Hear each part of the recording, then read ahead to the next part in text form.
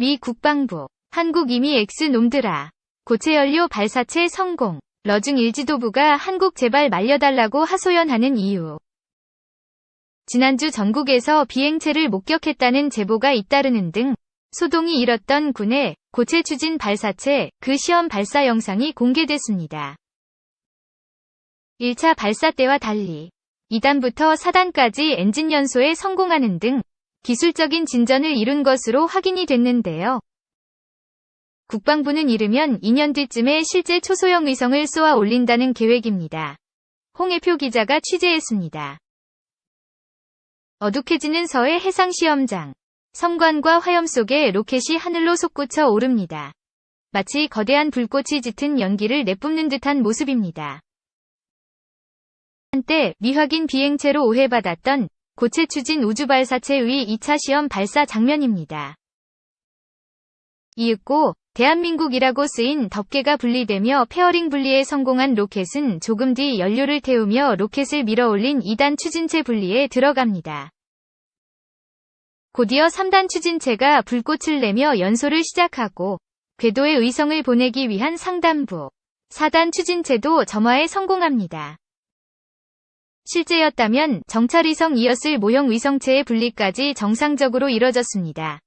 우리 군은 우주를 포함한 국방력 강화에 계속 매진하겠습니다. 실제로 지난해 3월 1차 발사에서는 단 분리 등에는 성공했었지만 이에 더해 3단과 4단의 엔진을 점화시켜 추진체 능력을 확인한 건 이번이 처음입니다. 2년 뒤에 의성을 저궤도로 올리려면 최종 개발 단계로 평가받는 1단 추진체까지 탑재한 시험이 필요합니다. 1단 대형 로켓을 개발해야 되는데 이게 어려운 기술이에요. 중력을 극복하고 공기층을 지나서 발사체를 올리는 게 굉장히 중요한 거죠. 그만큼 속도를 주려면 추력 밀어올리는 힘이 세야죠. 특히 1단 추진체의 엔진 설계도 완성 단계인 만큼 몇 차례 연소 시험을 거쳐 추가 비행 시험도 이어질 것으로 보입니다. 전 IAEA 사무차장. 한국 고체 추진 발사체 시험 성공에 정찰 감시 체계 확충 가능. 한국이 고체연료 추진 우주발사체 시험에 성공했다고 밝힌 가운데 전 국제원자력기구 IAEA 사무차장은 한국이 정찰과 감시 체계를 더욱 확충할 수 있을 것이라고 전망했습니다. 현 단계에서 한국과 북한 간의 고체연료 기반 추진체 기술 격차를 파악하기는 어렵다는 점도 밝혔습니다. 조상진 기자가 보도합니다. 국제원자력기구 IAEA 사무차장을 지낸 올리 하이노넨 스팀슨 센터 특별연구원은 31VOA에 한국이 이날 고체연료 추진 우주발사체 시험에 성공했다고 밝힌 것은 중요한 의미가 있다고 평가했습니다. 하이노넨 연구원은 고체연료 기반 추진체는 액체연료 기반 추진체에 비해 비용이 상대적으로 저렴하고 구조가 간단하다고 설명했습니다. 그러면서 이런 고체연료 기반 추진체를 대량으로 생산할 수 있다면 한국군 당국의 설명대로 다수의 소형 위성 또는 초소형 위성을 지구 저궤도에 올려 정찰과 감시 체계를 더욱 확충할 수 있을 것이라고 말했습니다. 하이노넨 연구원은 한국이 신뢰할 수 있는 억제력의 중요한 부분으로 적의 행동에 대한 조기 경보를 제공하는 군사 관련 정찰 위성을 보유할 수 있는 독자적인 능력을 개발하는 것은 타당하다고 강조했습니다. 앞서 한국 국방부는 이날 국방과학연구소 에드카 오후 6시쯤 안흥시험센터에서 고체연료 추진 우주발사체 시험 비행에 성공했다고 밝혔습니다.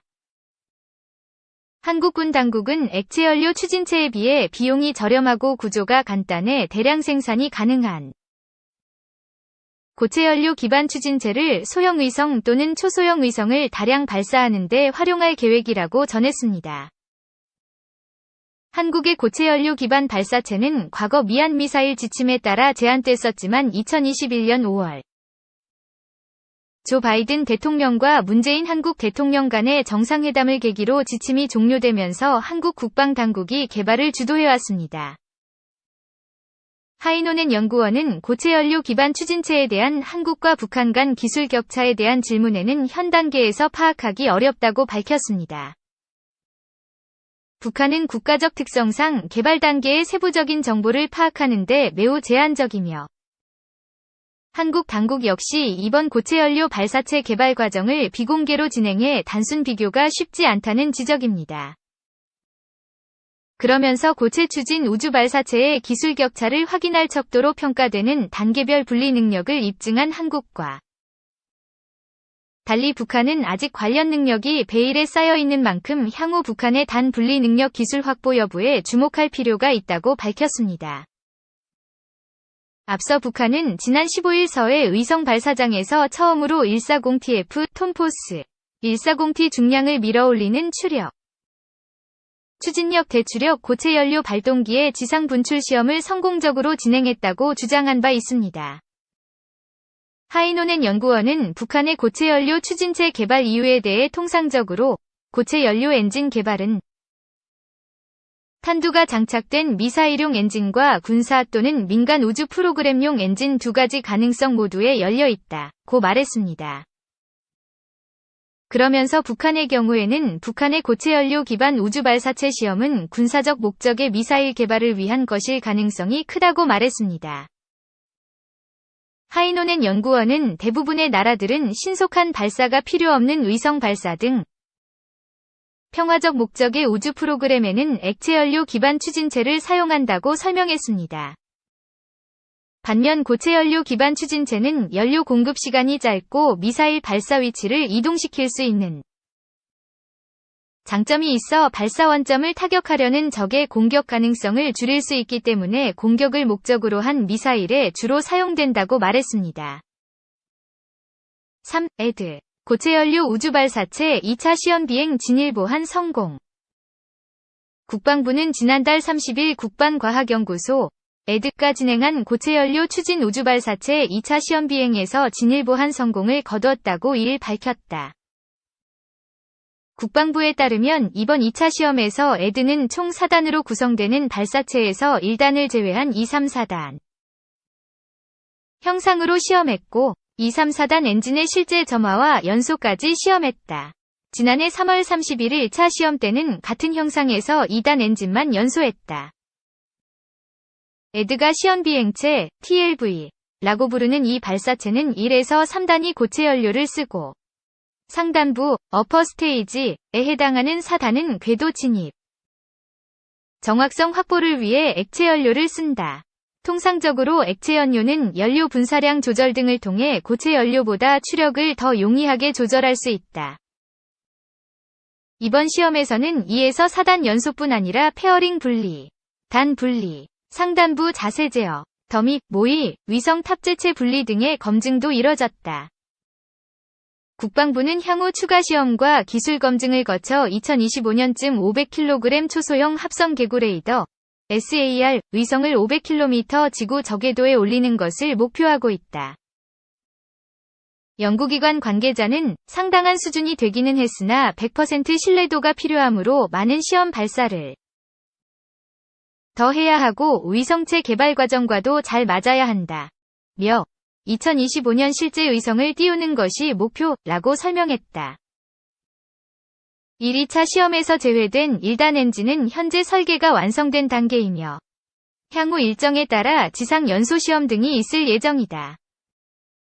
1단 엔진의 노즐, 화염 분사구, 은 1개로 전해졌는데 이에 따라 보조 엔진 등 없이도 추력 방향을 제어하는 스러스트 벡터 컨트롤 TVC 기술을 적용한 형태일 것으로 전망된다. 고체 연료 추진 엔진은 북한에서도 개발에 집중하고 있는 것으로 알려졌다. 북한은 지난달 15일 고체 연료 로켓 엔진의 지상 분출 시험에 성공했다고 밝혔는데 이때 엔진 추력이 140TF 톤포스 140T 중량을 밀어올리는 힘 규모라고 공개하기도 했다.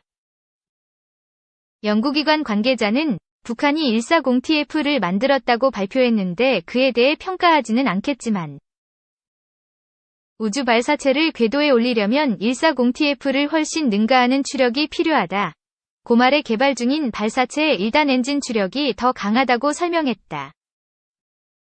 국방부는 이번 고체연료 추진 우주 발사체의 2차 비행시험 성공은 우리 군의 독자적 우주 전력 건설의 기반을 다지는 중요한 이정표이자 제7대 우주 강국 도약을 위해 진일보한 것이라고 평가했다. 이어 군은 고체연료 추진기관과 관련된 기술력과 노하우를 바탕으로 수년 후 소형위성이나 다수의 초소형 위성을 지구 저궤도에 투입할 수 있는 우주 발사체를 확보해 독자적 우주 기반 감시 정찰 능력을 크게 발전시킬 것이라며 확보된 기술은 민간으로 이전 스핀오프 돼 다양한 우주 발사 서비스를 제공할 예정이고 민간을 주축으로 하는 우주산업 활성화에 기여할 것이라고 밝혔다. 국방부는 군은 미래 우주 영역이 국가안보에 중대한 영향을 미치는 핵심 영역임을 인식하고 고체연료 추진 우주 발사체를 비롯해 합동성에 기반을 둔 국방 우주 전력을 조기에 확충해 나갈 것이라고 했다. 앞서 지난달 30일 시험 당일 저녁 무렵부터 전국 곳곳에서 미확인 비행물체와 섬광을 공중에서 목격했다는 신고가 이어졌다. 일몰일출 시간대에 지상에서 로켓을 쏘면 성층권 이상에서는 햇빛으로 인해 로켓 배기가스가 다양한 색상을 내는 황혼 현상이 나타난 것이다. 국방부는 영공 및 해상 안전에 대한 사전 조치를 완료했다. 며 비행 경로의 해상구역 안전을 확보하는 과정에서 어민 조업 지장을 최소화하고 기상 상황 등을 종합적으로 고려해 부득이 어두워진 시간에 시험했다. 고 해명했다. 연구기관 관계자는 시험 준비 요원 100명 이상이 해상의 바지선을 거치해 발사해야 하고 고공 10km 정도에 흐르는 제트기류 등의 기상 상황까지 고려해야 하다 보니 발사 직전에 시점을 바꾸기도 한다. 고 설명했다.